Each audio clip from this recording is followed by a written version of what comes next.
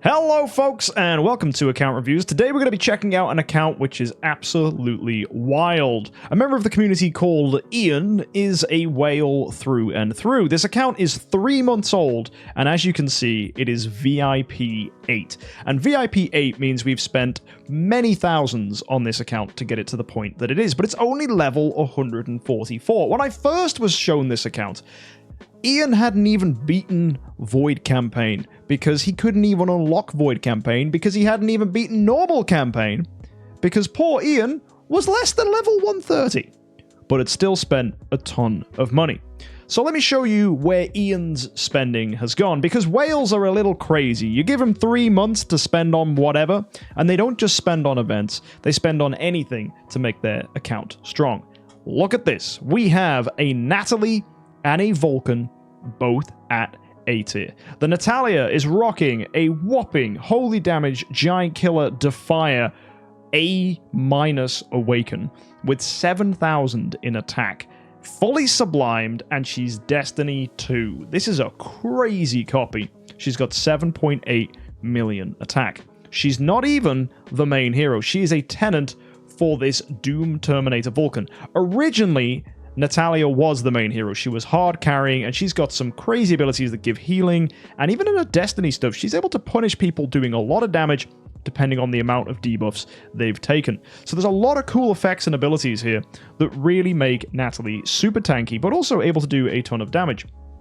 The cool thing is, her healing is not just for her, it's also for the highest attack hero on your team. If that's her, of course, that's going to affect her, and the Guiding Glow will come out, she gains all those things. But because Vulcan is our main homeowner, he's highest attack, so he's getting super buffed too. So the two of them are just working together with all these buffs rolling around, all this healing rolling around.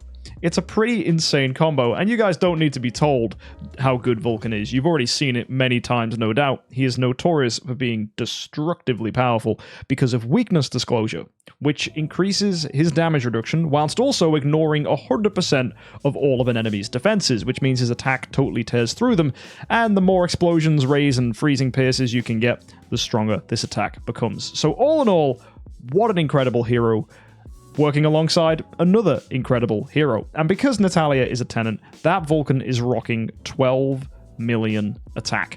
In fact, if I show you the Cloud Island, you'll see it's not even fully upgraded, which is bonkers, but also typical for an early whale. It's quite hard to upgrade your Cloud Island.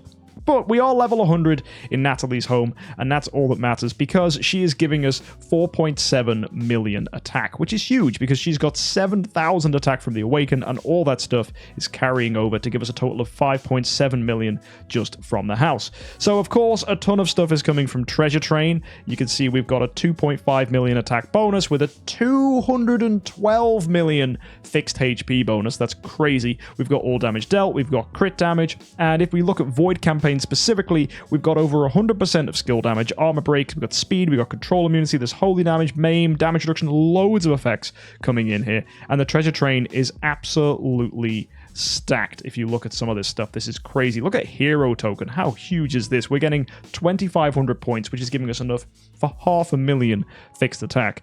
What a crazy account. And to think it's only VIP 8, I mean, that's still pretty high, but you see some whales that are like VIP 13, and they get there pretty quickly. So I think this has been rather intelligent spending as well. So hats off to Eaen for this one, for both having fun by using Natalie, but then obviously pivoting into what is a fantastic duo, Vulcan plus Natalie. And you're probably thinking to yourself, how far can these two heroes get? And how on earth did he build them?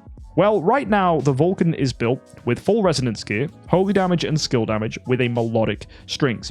Holy damage, skill damage is fantastic when you have a really, really high attack stat that isn't really being impacted by any percentage increases. Fixed attack comes from the Cloud Island, it also comes from the Treasure Train, so any percentage attack change doesn't really do anything. But modifiers like holy damage and skill damage that directly multiply with your attack really do benefit from this. So, great to see that you've got that as a Soulstone 6. For our imprints, we've got skill damage as well, we've got some holy damage, and then we've got some armor break, which is good if weakness disclosure hasn't triggered, but might be a little bit overkill. You might get some better mileage from something else like crit damage. I'm not too sure. worth experimenting with that last one, I think. That depends if you're living long enough for weakness disclosure to trigger, though, so I think it is going to depend entirely from fight to fight. Natalie, on the other hand, she's got control immunity, she's got crit damage and skill damage. That might blow your mind. A lot of you might think, wait, what the heck? She's a support hero. Why is she built for damage? Well, when she's wearing the Gilded Purple Fan, she seems, according to Eaen, to be already very tanky, which is absolutely fine then for fighting a lot of these waves. And I'll show you, just with these two heroes, how far Eaen has managed to go in Void Campaign. Your eyes do not deceive you. That is Chapter 4. Most players get stuck at Chapter 2-5, right? You get stuck against this wave, or this wave, or this wave. Sometimes that wave. Nope. Eaen has absolutely smashed Chapter 2, dominated Chapter 3, and is stuck halfway through Chapter 4 against a disgusting wave. We have 2 Sherlocks, 2 MKxJUMPs, and 2 Tixes. Let me show you what happens. We've even got a puppet here as well. And wait, what the hell? Why are we using Sphinx? Why? Because you wanted to do an off-meta build. Yes, it worked. Fair enough. Yep. For those of you that don't even know what Sphinx does, because Sphinx was last good back in probably 2020's PvP meta, where slowing down your opponents was really helpful because carry was really quick and annoying. And that's where Sphinx actually has a good ability. Sphinx can reduce your opponent's armor and their speed by 37 for 3 rounds. Meanwhile, increases 25% attack of 4 random allies. Now, what we were just saying about attack percentage increases not doing much to fixed attack should even double down on just how poor Sphinx is as a choice. If I go and show you something like Phoenix, Phoenix gives you bonus damage against burning targets, which is fantastic. And if we were going to go ahead and look at something like this one here, the Dragon, that gives you 75% holy damage. There's some pets here that have got some really powerful abilities. Even Fox is really highly regarded because of the 62 energy feed for 4 random allies. That's really, really nice. But no, honestly, I think Fox would have been a cool pick if you were choosing off-meta, even though Fox is kind of meta. But no, I think Sphinx, you literally were like, right, what's the worst one? I'll pick that one, please. I mean, it could have been worse. You could have chosen the Stone Golem, but I reckon Eaen was like, nah, gaining 75% crit damage could actually be good, and petrifying opponents could actually be useful. I'm going to go with the one that just gives percentage attack increase. That sounds bad enough. So yeah, well done, Eaen. Your mission failed successfully. You definitely picked a very off-meta choice. And that's exactly why he picked Natalie as well. Like, Natalia as his first A tier was genuinely his objective, because he was like, right, I want to pick something that absolutely just isn't meta. And I'm just going to guess that we're going to build it like this, like one in the back line, one in the front line. And I'm going to have to use Sphinx at this point. We're going to have to use a core. It's going to have to be Natalie's core because we don't even have Vulcan's core. So we went all in on 4 Natalie cores. Super, super weird. And let's see what happens. I'm genuinely intrigued. So, okay, we get smacked by these heroes. We're probably going to get turned into a dove. We're extremely slow, and we have no Elena to help us. So Eaen says that Elena is going to be his next Transcendence hero to save us from waves like this. Actually, yeah, there's just so much damage, I don't think you can do anything. Because every time you get hit, MKxJUMP is going to join in and poison you. Tix is going to steal your attack, and Sherlock's going to turn you into a dove. I don't actually think there's a single win condition here. It is very much, as Eaen has said in chat, a CC nightmare. There is no way you beat this. Funnily enough, though, as well, this level 1 Void Invasion boss, you can't beat it, right? This is like the easiest boss we've got if you've got a full team. But if you've only got 2 Transcendence heroes, this boss is nigh impossible because it's just going to crowd control you to death. And the funny thing is, therefore, we've managed difficulty 3 on the Warrior boss because at least this one you can beat with brute force and damage. But we've only managed difficulty 3 because, again, we don't have a team. So the thing that's gatekeeping Eaen from making progress is his sheer lack of Transcendence heroes. Which is really funny. But then again, you think he's only 3 months old to have a bunch of Transcendence heroes, at least 2 of them. to have 2 Transcendence heroes in those 3 months is actually really, really strong, and it's definitely a testament to just how much Eaen has decided to spend. So let's go take a look at his achievements. Let's see just how many cores it cost Eaen to get to this point. We'll have a little look. 1,077. That's a lot of money spent on cores. And the only way you can really get that many is by going to the cool events and buying them out. I'm imagining Eaen has stopped now, right? Buying 40 cores for $100 is probably at a point where Eaen's like, yeah, maybe I don't just keep doing this. I've got a lot of progress now. And when you think about the progress further spending is going to get you, it's not actually going to be that far. Like, eking out additional progress, I think you're now just severely bottlenecked by the fact you lack a team.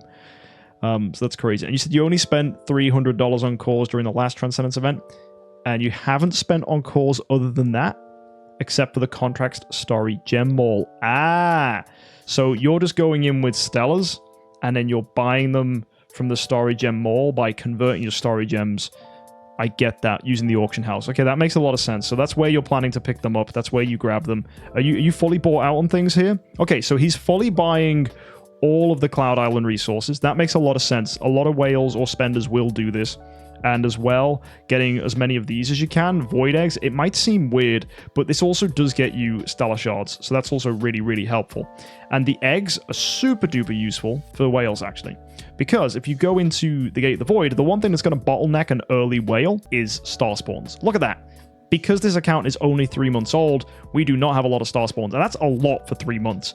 And even getting the star spawn materials to level this up is really, really hard. Look, we're stuck because we haven't got any yellows to upgrade this Transcendent star spawn. That's how mad this is. If you look at his other resources, he's got 20 star spawn core 6s, 40 star spawn core 5s, right? Absolutely stacked on the top stuff. It's just the other 2 that he's completely skimped out on. He's got nothing. No blues, no yellows, just can't afford it. And that's fair enough. That's what happens, right? Early game is pretty rough for improving your star spawns. And that's true for anything. Have a look at his Realms Gate. His Void Corruption is level 88. The account is physically not old enough to have made enough progress in the Realms Gate to get to Void Corruption 100. Or even what this account should probably be able to achieve is at least getting a perfect smash on Void Corruption 121. I think this account can totally do that, right? It's bonkers, but that's just life. One thing I'd like to guess, though, is that your Void Vortex, have you cleared this? Is it fully beaten? Are you at Dominator 1? Let's have a look. Oh, you are. Fantastic. So Eaen has, with just those 2 Transcendence heroes, managed to beat Dominator 1. That doesn't surprise me. If you're able to get that far in Void campaign, Dominator is definitely something you can achieve. And that's something really cool, I think. If you're an early whale and you want something to really be your early benchmark thing to beat, beating Dominator with as few Transcendence heroes as possible is a pretty cool thing to aim towards. Because a lot of your other stuff, like improving the Cloud Island and improving your star spawns, is going to be bottlenecked by just how much progress you physically are able to make in those game modes through spending, which is not a lot. The best thing you can do is exactly what Eaen's done here, which is to go ahead and buy these luxury Cloud Island chests just to push you ahead.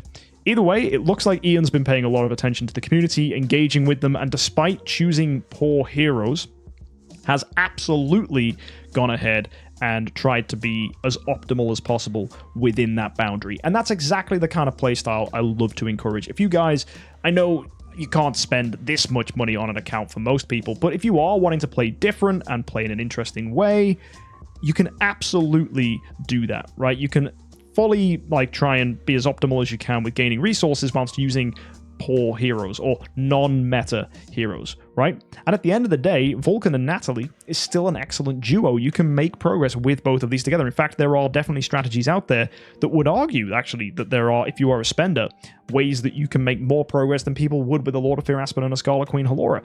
And I think Eaen has definitely managed to do that. I doubt if you had a Halora that was an A tier and an Aspen that was an A tier, they would get this far. Maybe there's a whale out there that was like, actually, I got Chapter 4-3 beaten with my Lord of Fear Aspen. Perhaps that's the case. I don't know. But I highly doubt it. But it's awesome to see this. This is a really, really, really cool account that's made an absolute ton of progress. Tower of Oblivion, obviously that's going to be beaten. I think your depth level is probably, where are we up to in this? How far have you managed to get? What depth is this? Depth 9? Okay, and you've managed to clear this whole thing, so depth 10 is going to unlock next time. Yep, that makes total sense. So your depths are done. That's really good. Void campaign, you're just doing as you can. And the fact you got those destiny improvements as well, it means you're definitely spending in the right places. Now, I don't know what is in store for Eaen in the future. Obviously, we've talked about getting an Elena as the next Transcendence hero. I think that would be very smart. But beyond that, you just do want to build further support heroes to chunk out your team. I think Eaen would be really good because you've got a treasure train to back him up. I think Freya would definitely be excellent. And I think Halora would be really, really good as well. If you can get those 3 support heroes in, Elena, Eaen, and Halora, you're really, really padding out your team. And Freya as well, right? That right there is a team of 5. And then your 6th hero could end up just being Betty. It could be just another support. You could choose to go with, like, what would be left there? Like a Star Alchemist Holmes Young if you really wanted to. You got a ton of supports to choose from, though, right? Maybe Betty really does get a point in there. We'll have to wait and see how you can actually find ways to test. That crowd control is actually going to really help you from Betty. Like, annoying heroes like Tix, like Holmes Young, can be stopped with crowd control. There's a lot of waves that can be stopped with crowd control. Eaen as well, Elena, they're good reactive heroes that can keep you alive. So definitely worth considering them as well, because you've reached a point of Void campaign where you are now too slow and you're going to get beaten up. So yeah. And whatever you do, no Lord of Fear Aspen. You know what, Eaen? I respect that. Lord of Fear Aspen has become now this ridiculously meta hero who's just completely used everywhere.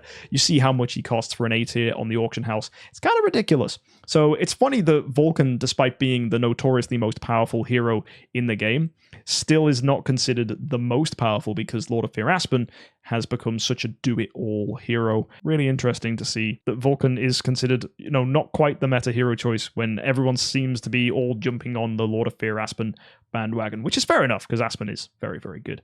Either way, Eaen, this was a really, really, really cool account, and you've said you've made it in Sealand to the light boss at 32. Okay, that's an interesting one. I would say, if you haven't already tried, use Michelle's. Do you want to see if we can try it with your team? Embrace the Sphinx? No, I'm going to use Nimian, just because it's probably better here. But I'm expecting Sphinx might also be pretty bad. Let's start. I'm using Nimian for defense. Can we beat this? Okay. Right. That was horrendous. We need Unbending Will on your Vulcan, because he died way too quick. So let's try that one again, shall we? Okay, he gets stunned. That's not good.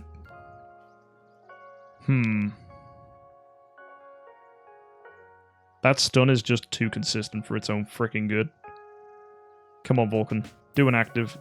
Oh, my word. Right, do we have to attack this enough times that we don't get stunned? Do I need Lucky Candy Bar? Eaen, have you got a Lucky Candy Bar anywhere? Did anyone bully you into getting that yet? No. Okay. Guess we'll just try again then. Because that would help. We wouldn't get stunned if we had a Lucky Candy Bar. You're too early, bro. Yeah, no, I get that. Oh my goodness me. Yeah, you are getting absolutely torn to shreds by this Sealand boss. It's a purely speed issue. We just need to not get stunned. Oh, oh. Yes, come on, Vulcan. Come on. Oh, you're sealed. Boom! Let's go! Yeah! We did it, boys! We got the big one! Oh, that's all it takes. Just don't get crowd controlled. Easy. That was ridiculous. When he finally got an active, he was really, really good. So I think what you need to do is just use this lineup and just attack over and over and over again until you finally don't get crowd controlled. But that's your big issue, right? Crowd control is so hard. Oh, man. Yeah, this is how you beat the others. Just 10 attacks a day, you'll get there. Yeah, it's absolutely nuts. You see there with Vulcan, he actually didn't want to do an active skill in round 1. He would have rather he did an active skill in round 2 there. So what you want to do is you want to watch for things like that and be like, okay. He's not needing melodic strings for damage. He's absolutely fine. So you actually want to be running something defensive on Natalie and on Vulcan. So I'm going to go with AMB, and I'm going to put that on Vulcan, because that's going to give him a little bit of defense. And it means he's not going to just rely entirely on that round 1 active. It's going to delay the active skill till round 2, and he should be able to kill this. So, and Demon Bell Michelle's, no, Michelle's are not going to do an active skill. They're going to die immediately. I say that. They lived somehow. Oh, let's take that back then. You know, Michelle's actually did a thing. Crazy. Okay. Good try, Vulcan. It's respectable. And you're dead. Right, I think if Vulcan gets enough buffs, he'll be great here. And I'm actually going to put the Michelle's on the front line for that exact reason. And that way the Michelles will die and buff the Vulcan. There we go. This feels better. We just need Vulcan to survive now. This is basic. Okay. Getting some shields there. Thank you, Natalie. And there's an active skill. Oh, man. The seal really did tear us apart there. That's unfortunate. Just got to be able to do a good active now. Come on, Vulcan. You got this, buddy. Oh, wow. Yeah, the seal really does hurt because we're not gaining our stacks because of the seals. Okay, Michelles have died. That's good.